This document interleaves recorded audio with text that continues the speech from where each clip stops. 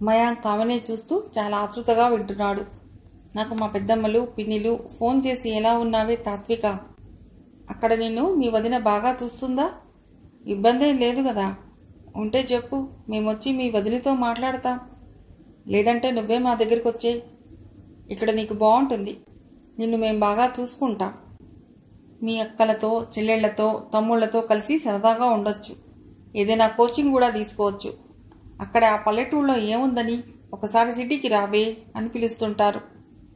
వాళ్ళు ఉండేది ఎక్కడో కాదు, సిటీలో మీ కాలేజ్కి దగ్గరలోనే. కానీ మా వదిన నా జాతకం మంచిది కాదన్నదన్న ఒకే ఒక్క కారణంతో ఇంతవరకు నేను వాళ్ళ దగ్గరికి వెళ్ళలేదు, వాళ్ళు బాగుండాలని. అలా నేను ఎటూ వెళ్ళకపోవటంతో మా వదినకు బాగా అలసైపోయాను. నీకెవరూ లేరు, నీకోసం ఎవరూ రారు, నిన్నేం చేసినా నిన్నేమన్నా అడిగేవాళ్ళు లేరు, మేము తప్ప అని అంటుంది అప్పుడప్పుడు. వదిన అలా అంటున్నప్పుడు నా మనసు ఎంత ఏడుస్తుందో మా వదినకు తెలియదు. తెలిస్తే మళ్ళీ అలాంటి మాటలు అనదేమో, అంతగా ఏడుస్తాను. నాకు అప్పుడు తెలిసింది సార్, మన చుట్టూ ఎందరున్నా మన పేరెంట్స్తో సమానం కారని, పేరెంట్స్ లేకపోతే ఆ బతుకు అనాథ బతికే అని, అతి దారుణంగా ఉంటుందని అంటూ కళ్ళ నిండా నీళ్లు తెచ్చుకుంది. ఆమె కళ్ళలోకి చూసి కదిలిపోయాడు మయాంక్. ఆమె కళ్ళు తుడుచుకుంటూ, ఇహ మా పెదనాన్న వాళ్ళ ఇంట్లో ఉండకూడదనుకున్నాను. మా వదిన దగ్గర లేకుండా పక్కకి వెళ్ళి ఉంటేనే నాకు మర్యాద అనిపించింది. బాగా ఆలోచించి వందనన్నయ్యతో చెప్పాను. తాళం తీస్తే నేను నా ఇంట్లోకి వెళ్ళి ఉంటానన్నయ్యా అని. నేను అన్నయ్యతో చెప్పిన రాత్రికే దొంగలొచ్చి మా ఇంటి తాళాలు పగలగొట్టి బీర్వాలో ఉన్న నా నగలు, మా నాన్న నా పేరుతో బ్యాంకులో వేసిన డిపాజిట్ బాండ్స్ తీసుకువెళ్లారన్న వార్త తెల్లవారేసరికే గుప్పుమంది. నేను కళ్ళు తెరిచి చూసేసరికే మా ఇంటి చుట్టూ మనుషులు చేరారు. అదంతా చూసి నా గుండె ఆగినంత పనయింది. నేను పోలీస్ కంప్లైంట్ ఇద్దామన్నాను. వందనన్నయ్య వద్దన్నాడు. మా పెదనాన్న నా వైపే మాట్లాడాడు, కానీ మా అన్నయ్య వినలేదు. సరే, నా పేరెంట్సే నాకు లేకుండా పోయారు. ఇక ఆ సామాన్లు, బ్యాంకు బాండ్స్, ఆ నగలు ఎంత? పోతే పోనీ, ఇల్లైతే ఉంది, పొలం కూడా ఉంది. ఇప్పుడే నా ఇంట్లోకి వెళ్ళి ఉంటాను. ఆ తర్వాత పొలంలో పనివాళ్ళని పెట్టి వ్యవసాయం చేయించుకుంటాను. ఇక్కడైతే ఉండను అని గట్టిగా అనుకుని బ్యాగ్ సర్దుకుంటూ కూర్చున్నాను. అన్నయ్య అది చూసి నా ముందున్న బ్యాగ్ని లాక్కున్నాడు. ఏంటమ్మా తాత్విక ఇది? చిన్నమ్మ చిన్నాన్న లేనంత మాత్రాన నీకు ఎవరూ లేరనుకుంటున్నావా? నేనున్నాను కదా, అయినా ఒక్కదానివే ఎలా ఉంటావు ఒంటరిగా అంత పెద్ద ఇంట్లో? నువ్వుంటానన్నా నేను ఎలా ఉండనిస్తాను? ఊరిలో వాళ్ళు నన్నేమంటారు? పెదనాన్న కొడుకువి, తల్లి తండ్రి లేని పిల్లను ఇలాగేనా చూసేది అని అనరా? అప్పుడు నా గౌరవం ఏం కావాలి? అందుకే మీ ఇల్లు నిన్ననే రెంట్కిచ్చాను. వాళ్ళు రేపే వచ్చి పాలు పొంగించుకుంటారు. నువ్వు అడ్డు చెప్పకు, నీ పెళ్లి కూడా నా బాధ్యతే అన్నాడు.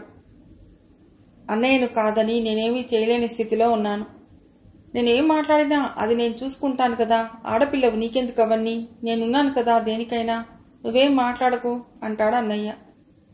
అన్నయ్యనే కాదు, ఊరిలో వాళ్ళు కూడా అలాగే అంటున్నారు. నీకెందుకు తత్తమ్మా, మీ అన్నయ్య ఉన్నాడుగా అని. మా పొలం మీద వచ్చే ఆదాయ వ్యవహారాలను ప్రస్తుతం మా అన్నయ్యే చూస్తున్నాడు. కానీ మా అమ్మ నాన్న పోయాక మాకు వచ్చే ఆదాయాలన్నీ తగ్గిపోయాయట. అసలేమీ రావట్లేదట. నాకు తిండి పెట్టడమే ఎక్కువ అంటుంది మా వదిన. మా అన్నయ్య కూడా నేను డబ్బులు కావాలని అడిగితే అంత ఎత్తులే గుర్తాడు. మీ పొలం మీద ఏమొస్తుందని డబ్బులు అడుగుతున్నావు నన్ను? కష్టం తప్ప ఏముంది అక్కడ? అయినా నీకు తెలీదా, మీ అమ్మా నాన్నలు లేకపోయినా నిన్ను నేను బాగానే చూసుకుంటున్నాను. నాకిదే ఎక్కువ అని అనుకోకుండా డబ్బులు కూడా అడుగుతున్నావా? ఆడపిల్లవు, అందులో తల్లి తండ్రి లేని దానివి. అతిగా ఖర్చులు పెడితే ఎవరిస్తారు? మీ అమ్మా నాన్నలు ఉన్నప్పుడు ఆడిన ఆటలు ఇప్పుడు ఆడకు. ఆడితే చూసేవాళ్ళు నవ్వుతారు. ఇప్పటికే నవ్వుతున్నారు. నీకిప్పుడు పెళ్లి చేద్దామంటే ఒక్క సంబంధం కూడా రావటం లేదు. మీ వదిన అన్నట్లు నీలోనే ఏదో పెద్ద దోషం ఉన్నట్లుంది.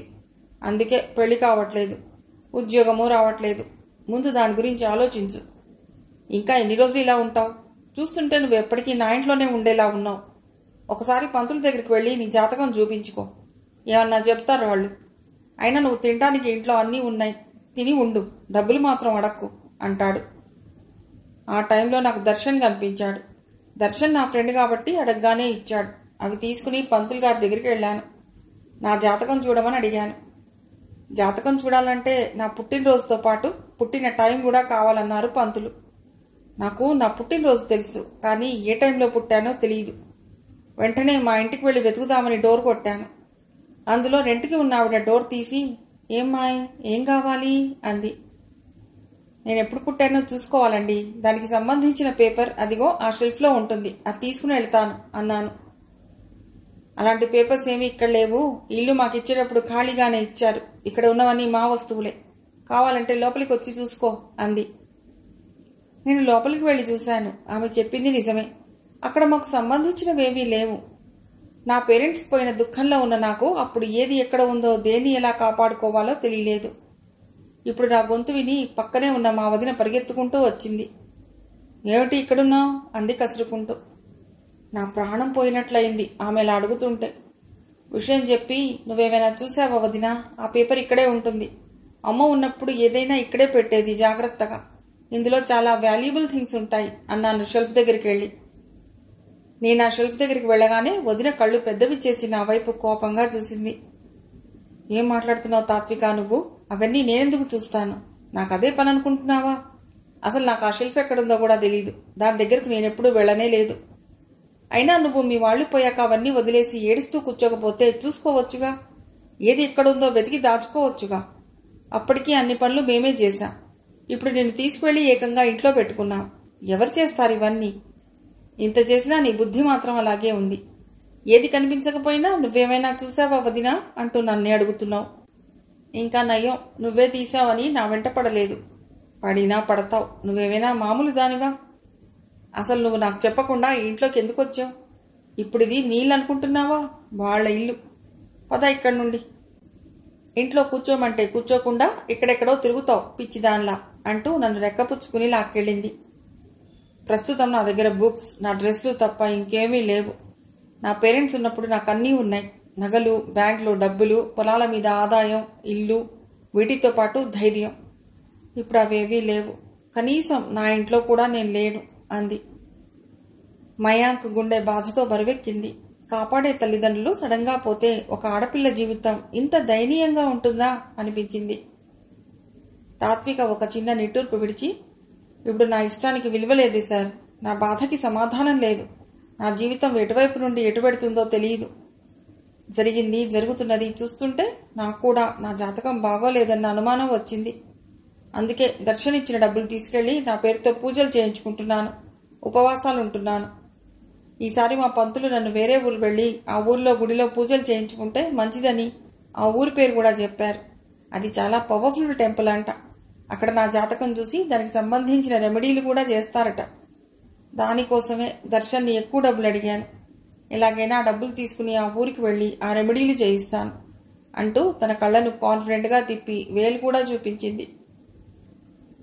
అది కాదు తాత్విక, మీ పెదనాన్న వాళ్ళ ఇంట్లో ఉండి ఇన్ని మాటలు భరించే కన్నా మీ పెద్దమ్మల దగ్గరికో పిన్నిల దగ్గరికో వెళ్ళి ఉండవచ్చు కదా. నువ్వు ఎవరూ లేని దానివైతే కాదు కదా. ఏదైనా ఒక చెడు సంఘటన జరిగినప్పుడు జాతకం బాగోలేదనో రాత బాగోలేదనో చుట్టుపక్కల వాళ్ళు అనటం సహజం. అది విని వదిలేయాలి. నువ్వు దాన్ని ఇంతగా పట్టించుకోవాలా? ఇంత బతుకు బతికి దానికోసమే కదా నువ్వు దర్శన్ని డబ్బులు అడిగావు. చదువుకున్నావు. ఇలాంటివన్నీ నువ్వు నమ్ముతావా తాత్విక అన్నాడు. నాకు తెలుసు మీరు ఇలా అంటారని.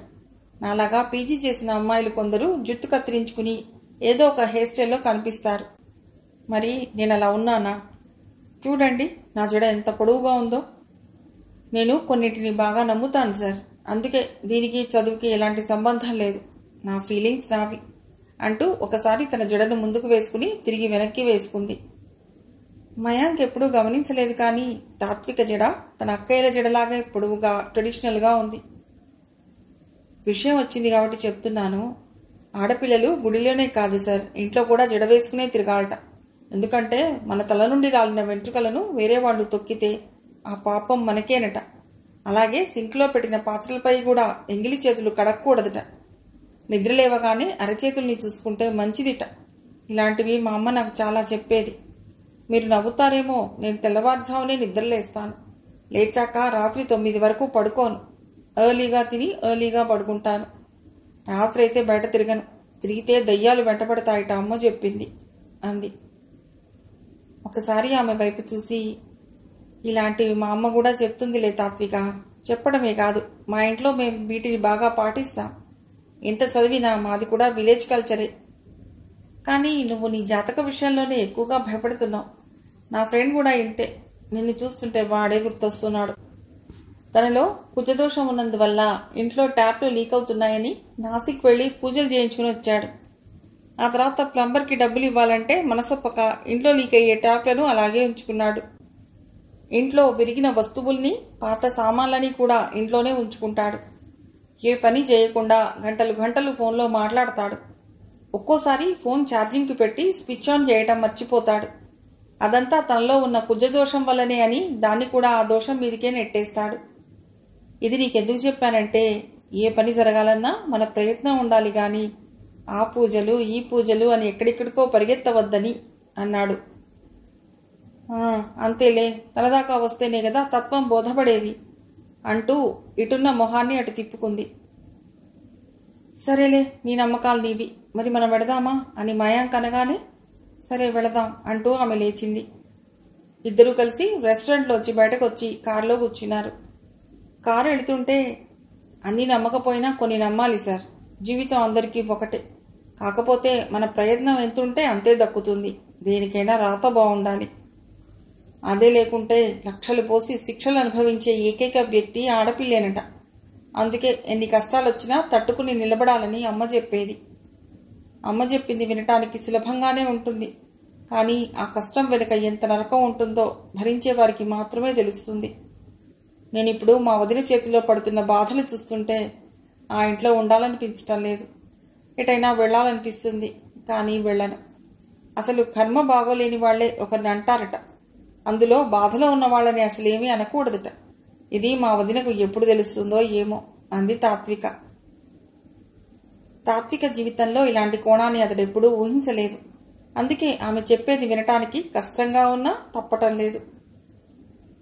కొద్దిసేపు అయ్యాక, ఇక్కడ కారు ఆపండి సార్, నేను దిగుతాను అంది తాత్విక. మయాంక్ అటు ఇటు చూసి, ఇక్కడ ఇది నువ్వు నాకు మొట్టమొదట కనిపించిన ప్లేస్ కదా, ఇక్కడ దిగి ఎక్కడికెడతావు? ఇంకొంచెం ముందుకెళ్ళాక ఆపుతాను. అక్కడ ఒక అడ్డ రోడ్ వస్తుంది. అక్కడైతే వాహనాలు మనుషులు కనిపిస్తారు. ఇదంత మంచి ప్లేస్ కాదు అన్నాడు. ఇక్కడ నుంచి కొంచెం లోపలికెడితే షార్ట్ కట్లో మీరు చెప్పిన అడ్డ రోడ్ వస్తుంది. అక్కడ మా పొలాలు ఉన్నాయి. పొలంలో పనివాళ్ళు ఉంటారు. వాళ్లతో కొద్దిసేపు ఉండి పెడతాను. నాకేం భయం లేదు, నేను దిగుతాను, మీరు వెళ్ళండి. ఇది నా చిన్నప్పటి నుండి నేను తిరిగిన ప్లేసే. ఇంట్లో ఉంటే బోర్గా ఉంది. ఇహ రోజు ఇక్కడికి వస్తాను. అమ్మ నాకు చెప్పేది, ఎంత చదివినా మనం రైతులం, పనివాళ్లతో పొలం పనులు చేయించడం మనకు బాగా వచ్చి ఉండాలి, నేర్చుకో అని. అమ్మ చెప్పినట్లే అప్పుడప్పుడు సెలవుల్లో పొలం దగ్గరికి వెళ్ళి పొలం పనులు నేర్చుకున్నాను. ఇప్పుడు నాకు పనివాళ్లతో పొలం పనులు చేయించడం బాగా వచ్చు అంది తాత్విక. అతను తాత్వికలో గమనించింది ఒక్కటే, వాళ్ళ అమ్మ లేకపోయినా అమ్మను బాగా గుర్తుపెట్టుకుంది. అమ్మ మాటల్ని ఫాలో అవ్వాలని ప్రయత్నిస్తోంది. అమ్మ గురించి మాట్లాడుతున్నప్పుడు ఆమె కళ్ళల్లో బాధ స్థానంలో వెలుగు కనిపిస్తోంది. ఎన్ని రోజులు తాత్వికను ఏమో అనుకున్నాడు, కానీ తను అనుకున్న తాత్విక కాదు ఈమె. ఏంటి సార్ ఆలోచిస్తున్నారు అంది తాత్విక. మీ పొలం దగ్గరికి నేను కూడా రావచ్చా అన్నాడు. తప్పకుండా రావచ్చు. కార్ని ఇంకాస్త ముందుకు తీసుకెళ్లి టర్న్ తీసుకుంటే నేరుగా పొలం దగ్గరికి వెళ్ళొచ్చు. మరి మీరు కాలేజీకి వెళ్ళాలేమో కదా, మీకు లేట్ అవ్వదా అంది. పర్మిషన్ తీసుకున్నాను కదా. అయినా ఆ కాలేజీ మాదే తాత్విక. నేను లేటుగా వెళ్ళినా ఏం కాదు. అలా అని లేటుగా ఏం వెళ్ళాలే అన్నాడు. అవునా, ఆ కాలేజీ మీదా అంది చిన్నపిల్లలా ఆనందపడుతూ. ఎందుకింత ఆనందం తాత్వికకి? ఆనందమే కాదు, నా పక్కనున్నప్పుడు ధైర్యంగా కనిపిస్తుంది, కాన్ఫిడెంట్గా మాట్లాడుతుంది. చాలాసార్లు అనిపించింది తాత్విక కాలేజీకి నా కోసమే వస్తుందా అని. తిరిగి పెడుతున్నప్పుడైతే మొహం చూపించకుండా బాధగానే వెళ్లేది. ఇదంతా ఏమిటి అని మనసులో అనుకుంటూ, అలా అని కాదు తాత్విక, మా కాలేజీలో మా తాతయ్య కూడా వన్ ఆఫ్ ద పార్ట్నర్ అంటూ కార్ను అడ్డు రోడ్డు వరకు పోనిచ్చి టర్న్ తిప్పాడు. ఆ దారంతా పొలాలే కనిపిస్తున్నాయి. ఇక్కడ మీ పొలం ఎక్కడో చెప్తే కారు ఆపుతాను అన్నాడు మయాంక్. అదిగో ఆ కొబ్బరి చెట్లున్నాయి చూడండి, వాటి పక్కన ఉన్నదే మా పొలం. అక్కడ ఆపండి సార్ అంది తాత్విక. కార్ని అక్కడికి పోనిచ్చి ఆపాడు మయాంక్. కారు ఆగడం చూసి పొలంలో పనిచేస్తున్న కొండన్న పరిగెత్తుకుంటూ కారు దగ్గరికి వచ్చాడు. మయాంక్ కారు దిగుతుంటే, తాతగారు ఇప్పటి వరకు ఇక్కడే ఉన్నారు బాబు, ఇప్పుడే ఇంటికి వెళ్లారు, ఇక్కడికి మీరు వస్తున్నట్టు చెప్పలేదు అన్నాడు కొండన్న.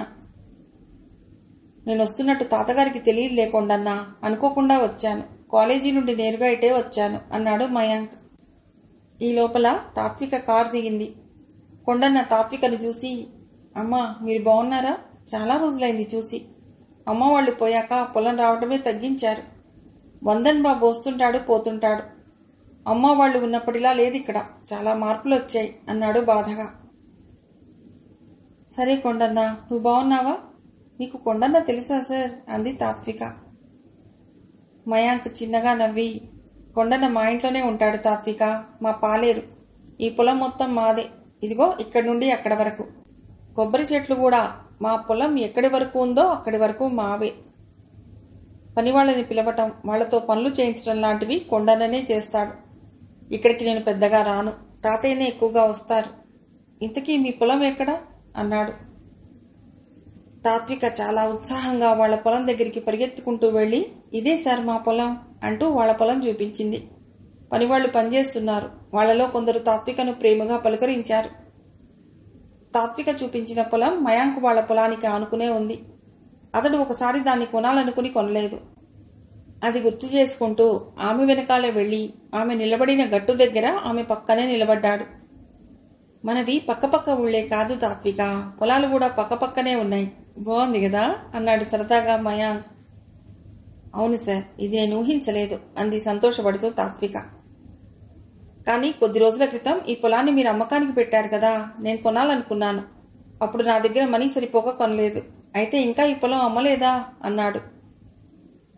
తాత్విక షాకింగ్గా చూసింది. పొలం అమ్మటం ఏమిటి? ఈ విషయం అన్నయ్య నాకెందుకు చెప్పలేదు? అన్నయ్య సరే, పెదనాన్న కూడా చెప్పలేదు. అసలేం జరుగుతుంది నా వెనకాల అని మనసులో అనుకున్నాననుకుని పైకే అనేసింది. వాళ్ల మాటలు విని కొండన్న వాళ్ళు నిలబడిన గట్టు దగ్గరకు వచ్చాడు. ఈ పొలం ఇంకా అమ్మలేదు బాబు. దీనికి సంబంధించిన పేపర్స్ వందన్ బాబు ఇవ్వలేకపోతున్నాడట. పొలం కొనడానికి వచ్చిన వాళ్ళు ఈ పొలాన్ని కొనాలంటే వెనకాడుతున్నారు అన్నాడు కొండన్న. అంటే ఈ పొలం అతడిది కాదా అన్నాడు మయాంక్. కాదు బాబు, ఈ పొలం తాత్వికమ్మది. వీరి తల్లిదండ్రులకి వందన్ బాబు అంత్యక్రియలు చేశాడని ఈ పొలం తీసుకుని అమ్ముకోవాలని చూస్తున్నాడు. అంత్యక్రియలు చేసినందుకు ఏ తృణమో పణమో ఆశించాలి గాని కోట్ల విలువ చేసే ఈ పొలాన్ని తీసుకోవాలనుకోవటం అత్యాశ. అయినా తాత్వికమ్మకు తెలియకుండా ఈ పొలం అమ్మలేడని అందరూ అంటున్నారు. తాత్వికమ్మకు వారి తల్లిదండ్రులు ఈ పొలాన్ని పసుపు కుంకుమ కింద ముందే రాసి ఉంటారని కూడా అంటున్నారు. దీన్ని అమ్మాలంటే తాత్వికమ్మ సంతకం తప్పనిసరిగా కావాలట అన్నాడు కొండన్న. అది వినగానే తాత్విక నిర్ఘాంతపోయింది. కొండన్న ఏది చెప్పినా అంతా తెలిసే చెబుతాడు. అందుకేనా అన్నయ్య ఒకసారి వైట్ పేపర్ తెచ్చి నా చేత సంతకం చేయించుకోవాలని చూశాడు అని మనసులో అనుకుంటూ నిండు కుండలా నిలబడింది. తాత్విక తల్లిదండ్రుల తెలివితేటల్ని ముందు చూపుని మనసులోనే మెచ్చుకున్నాడు మయాంక్. కానీ ముందు ముందు ఏం జరుగుతుందోనని ఆలోచనగా చూశాడు. మయాంక్ ఆలోచనగా నిలబడ్డం చూసి అప్పుడు ధైర్యంగా నోరు విప్పాడు కొండన్న. లోగుట్టు పెరుమాళ్లకెరుక అన్నట్లు అసలు వాళ్ళిద్దరూ ఎలా చనిపోయారో ఎవరికీ తెలియదు మయాంక్ బాబు. చనిపోయాక తిథి బాగోలేదని ఇంటికి తాళం వేశారు. తాత్వికమ్మను ఆ ఇంట్లోంచి తీసుకువెళ్లి వాళ్ళింట్లో ఉంచుకున్నారు. ఆ తర్వాత మూతేసిన ఇంట్లో దొంగలు పడ్డారని పుకారు పుట్టించారు. తాత్వికమ్మ గారి నగలు సామాన్లు పోయాయని అన్నారు. కనీసం ఎప్పుడైనా తాత్వికమ్మను ఆ ఇంట్లో ఉండనీయకుండా దాన్ని ఇంకెవరికో రెంట్కి ఇచ్చారు. ఇప్పుడు తాత్వికమ్మ ఇంట్లో కన్నా గుడిలోనే ఎక్కువగా ఉంటుంది. అలా ఎందుకుంటుంది అని ఎవరైనా అడిగితే ఆమెకు చదువు ఎక్కువై ముందే మతి చెడింది. ఆ తర్వాత తల్లిదండ్రులు పోయిన షాక్లో పూర్తిగా పిచ్చిదయింది. ఎప్పుడు ఏం చేస్తుందో ఆమెకే తెలియట్లేదు. ఆ పిచ్చి ఇంకా ముదిరితే ఏదైనా హాస్పిటల్లో చేర్పించాలని చూస్తున్నాం అని వందన్ బాబు ఆయన భార్య గారు బయట అందరితో చెప్తున్నారట. ఈ పొలం అమ్మడం కోసమే వాళ్ళలా ప్రచారం చేస్తున్నారన్న అనుమానం కొంతమందిలో ఉంది. అయినా వాళ్లకు వ్యతిరేకంగా వెళ్లి ఎవ్వరూ ఏమీ మాట్లాడలేదు. ఏది ఏమైనా తల్లి తండ్రి లేని ఆడపిల్లను కాపాడాలి కానీ ఇలా కష్టపెట్టకూడదు. ఇదా వందన్ బాబు ఎప్పుడు తెలుసుకుంటాడో ఏమో, కానీ అతడికి ఆ ఊర్లో గట్టి పలుకుబడి ఉంది, పేరుంది. అది చూసుకునే ఇదంతా అన్నాడు కొండన్న. తాత్విక పిడికిలి బిగించి కోపాన్ని కంట్రోల్ చేసుకుంటూ నేను పిచ్చిదాన్నా అని అనుకుంది మనస్సులో. ఆమె వదులుతున్న ఊపిరి వెచ్చగా ఉంది. మయాంక్ కొండన్న వైపు చూసి సరే కొండన్న నువ్వు వెళ్ళి పని చూసుకో అని అనగానే కొండన్న వెళ్ళిపోయాడు. కొండను వెళ్ళాక మయాంక్ తాత్వికను పరిశీలనగా చూశాడు. ఆమె కళ్ళు ఎండిన మెట్టభూముల్లా అనిపించాయి. ఆ చూపుల నిండా అలజడి, ఆందోళన, భయం, అంతకు మించిన కోపం. బ్యాంకు బాండ్స్ పోయాయి కదా, నువ్వా బ్యాంకుకు వెళ్ళి మాట్లాడలేదా తాత్విక అన్నాడు మయాంక్. నేను వెళ్ళి మాట్లాడతానన్నాను సార్. మా అన్నయ్య ఏమన్నాడంటే, నువ్వు వెళ్ళినా ఆ పని కాదు, ఆ బ్యాంక్లో నీకెవరూ తెలియదు, నాకు అందరూ తెలుసు, నేను వెళ్ళి ఆ డబ్బంతా తెచ్చి నీకే ఇస్తాను. అయినా దేనికైనా నేను లేకుంటే కదా నువ్వు వెళ్ళాలి. అన్నిటికీ నువ్వు ఇలా బయటకు పరిగెడతానంటే నా పరువు పోతుంది. నేను ఉన్నంత వరకు అమ్మాయివి అమ్మాయిలా ఉండు అంటూ నన్ను వెళ్ళనివ్వలేదు. మా పెదనాన్న కూడా ఆ మాటే అన్నారు. ఆయన అన్నయ్యను కాదని ఏదీ చెయ్యరు. ఆ తర్వాత నేను చాలాసార్లు అడిగాను, బ్యాంకుకి వెళ్ళావా అన్నయ్య అని. వెళ్ళాను, బాండ్స్ లేకుండా వస్తే పని కాదని చెప్పారు, అందుకే వెళ్ళటం మానేశాను అని అన్నాడు. నేను ఇక అడగటం మానేశాను, వాటి మీద నాకు ఇప్పుడు ఆశ కూడా లేదు అంది బాధగా. నువ్వలా బాధపడకు తాత్విక, ఒకసారి ఆ బ్యాంకు పేరు చెప్పు అన్నాడు. తాత్విక వెంటనే ఆ బ్యాంకు పేరు చెప్పింది. మీ నాన్నగారి పేరు? వాళ్ళ నాన్నగారి పేరు కూడా చెప్పింది. ఆ బ్యాంక్లో నా ఫ్రెండ్ ఉన్నాడు, నేను రేపే వెళ్ళి కనుక్కుంటాను, నువ్వు దాని గురించి ఆలోచించకు అన్నాడు. అంతకు మించి నీకేం కాదు తాత్విక, ధైర్యంగా ఉండు అని అనాలని ఉన్నా అనలేదు. ఆమె ఇప్పటికే తన వయస్సుకు మించిన అనుభవాలను చూసింది. ఇలాంటి మాటలకు సంబరపడదు. కానీ ఇప్పుడు ఆమె ఒక స్వార్థపరుడి నీడలో ఉంది. అది చాలా ప్రమాదకరమైన నీడ. ఇలాంటివి తెలిసినా ఎవ్వరూ పట్టించుకోరు. అది వాళ్ళ కుటుంబ విషయం, మనకెందుకులే అని అనుకుంటారు. అందుకే తాత్విక లాంటి వాళ్లను పిచ్చివాళ్లను చేసి వదిలించుకోవటానికి సిద్ధంగా ఉంటారు వందన్ లాంటి వాళ్ళు. తాత్విక కూడా తన బాధను ఉన్నది ఉన్నట్లుగా వాళ్ళ పెద్దమ్మలకో పిన్నమ్మలకో చెప్పుకుని ఉంటే బాగుండేది. తన జాతకం వల్ల వాళ్ళకేమైనా జరుగుతుందన్న గుడ్డి నమ్మకంతో అనవసరంగా వాళ్లకు దూరంగా ఉంది అని మనసులో అనుకుంటూ, కనీసం దర్శన్కైనా ఇదంతా చెప్పవలసిందే తాత్విక అన్నాడు. చెప్పలేదు సార్. ఎందుకు చెప్పలేదు? అతడు నీ ఫ్రెండ్ కాదా? చెప్పుకుంటే ఏదో ఒక హెల్ప్ చేసేవాడు కదా. దర్శన్కి నేను చెప్పేది వినేంత టైం లేదు సార్. అదీకాక నన్ను మా వదిన అనే మాటల వల్ల నేను ఎప్పుడు ఏం మాట్లాడతానో నాకే తెలియని స్థితిలో ఉన్నాను. అందువల్ల అతడు ఎందుకు డిస్టర్బ్ కావాలి? దర్శన్ చాలా మంచివాడు. నేను అడగగానే డబ్బులు ఇచ్చాడు. అది చాలదా? ఆ డబ్బుతో నేను చాలా పెద్ద పెద్ద పూజలే చేయించాను. ఆ పూజలు నాకు ఎలా ఉపయోగపడతాయో తెలియదు, కానీ అదంతా నాకు దర్శన్ చేసిన హెల్పే కదా. ఇన్ ఫ్యూచర్ నేను ఏదైనా వర్క్లో పడితే నాకు మనీ వస్తే దర్శన్ నాకు ఇచ్చిన డబ్బుల్ని తిరిగి ఇచ్చేస్తాను అంది తాత్విక. సరే, నేను వెడతాను తాత్విక, పద, నిన్ను మీ ఇంటి దగ్గర డ్రాప్ చేసి వెళతాను అన్నాడు. నేను ఇక్కడే కొద్దిసేపు ఉంటాను సార్, మీరు వెళ్ళండి అంది. ఎలా వెళతావు ఒక్కదానివి అన్నాడు మయాంక్. వీళ్ళంతా ఉన్నారు కదా, వీళ్ళతో కలిసి వెళ్తాను. అయినా అదే కదా మా ఊరు, ఇటువైపు నుండి నడుచుకుంటూ వెడితే 15 minutesలో మా ఇంట్లో ఉంటాను అంది. సరే అయితే నేను వెడతాను, అవసరమైతే కాల్ చెయ్యి అంటూ కారు దగ్గరికి వెళ్ళాడు. ఆమె కూడా అతడితో నడుచుకుంటూ కారు వరకు వెళ్ళింది. అతడికి కాల్ చేస్తానని కానీ చెయ్యనని కానీ చెప్పలేదు. తాత్వికను వదిలి వెళ్లాలంటే ఎందుకింత బాధగా ఉంది నాకు? తాత్విక నాకేమీ కాదు. ఏమీ కాని ఒక మనిషి కోసం ఇంత బాధపడాలా? ఇది జాలినే కావచ్చు, జాలి కూడా ఇంత బాధ పెడుతుందా అని మనసులో అనుకుంటూ కారులో కూర్చున్నాడు. ఓకే తాత్విక, బాయ్, టేక్ కేర్ అన్నాడు. ఆమె మౌనంగా చూసింది. అలా బ్లాంక్గా చూడకుండా ఏదైనా మాట్లాడితే బాగుండు అన్నట్లు ఆమె వైపు చూశాడు. ఆమె మాట్లాడలేదు. ఇంకా ఏమనేవారు మీ అమ్మగారు? నాకు ఇంకా వినాలనుంది, చెప్పు, వింటాను అంటూ టక్కున కారు దిగాడు. అతను ఊహించినట్లే తాత్విక మొహం వెలిగింది. అమ్మ నాకు చాలా చెప్పేవారు సార్, నేను ఎలా ఉండాలో ఎలా ఉండకూడదో, నా చుట్టూ పాజిటివ్ వారా ఉండాలంటే నాలో ఎలాంటి అలవాట్లు ఉండాలో చెప్పేవారు. అమ్మ చెప్పినట్టే ఉండేదాన్ని. నా చిన్నప్పుడు నేను గేమ్ బాగా ఆడేదాన్ని. ఆ గేమ్ అమ్మకి నచ్చేది కాదు. అయినా నేను అదే గేమ్ ఆడి అమ్మను బాగా బాధ పెట్టేదాన్ని. అది ఇప్పుడు గుర్తొస్తే బాధగా ఉంటుంది అంటూ దిగులుగా చూసింది. ఏంటా గేమ్ అన్నాడు మయాంక్. అది దాగుడు మూతలి గేమ్ సార్. ఆ గేమ్లో నేను నన్ను పట్టుకోండి అంటూ మా ఇంట్లో ఉండే వడ్ల బస్తా చాటుకి, ట్రాక్టర్ల చాటుకి, గడ్డివాముల చాటుకు వెళ్ళి దాక్కునేదాన్ని.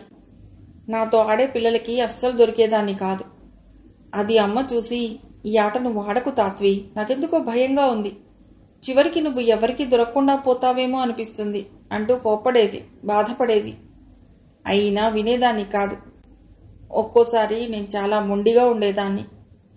నీ అంతటి నువ్వు తెలుసుకుంటేనే తప్ప నువ్వు బాగుపడవు అని నాతో చెప్పి కొద్దిసేపు మాట్లాడేది కాదు. అప్పుడు నా వయసు చిన్నది కావటం వల్ల నేను మా అమ్మ మాట వినలేదని నేను అనుకోను. నేను ఏది విన్నా ఏది చేసినా అది నా పూర్వజన్మ కర్మ వల్లనే. ఇది వినటానికి ఎలా ఉన్నా అమ్మని నేను బాధ పెట్టడం కూడా నా కర్మలో ఒక భాగమే. ఇప్పుడు అమ్మ లేదు, అది కూడా నా కర్మనే అంది బాధగా. చచ్చా, అనవసరంగా బాధ పెట్టానా అమ్మను గుర్తు చేసి అన్నాడు. ఆమె కళ్ళ నిండా నీళ్లు తిరిగాయి. ప్రస్తుతం వాటిని తుడిచే చెయ్యి లేదు. ఆమెనే తుడుచుకుంది. అదేం లేదులేండి సార్, మీరు వెళ్ళండి, ఇప్పటికే బాగా ఆలస్యమైంది అంటూ మయాంక్ని కారులో కూర్చోబెట్టింది. బాయ్ సార్ అంది. మయాంక్ కూడా ఆమెకు బాయ్ చెప్పి అక్కడి నుండి వెళ్ళాడు. మయాంక్ వెళ్ళాక కోపంగా పెదవిని కొరుకుతూ, ఇన్ని రోజులుగా నా వెనక ఏం జరుగుతుందో ఇవాళ నాకు చాలా క్లారిటీ వచ్చింది, ఇహ వదిలేదే లేదు అనుకుంటూ కోపంగా నడుచుకుంటూ ఇంటికి వెళ్ళింది తాత్విక. మిగిలిన కథ తర్వాతి భాగంలో.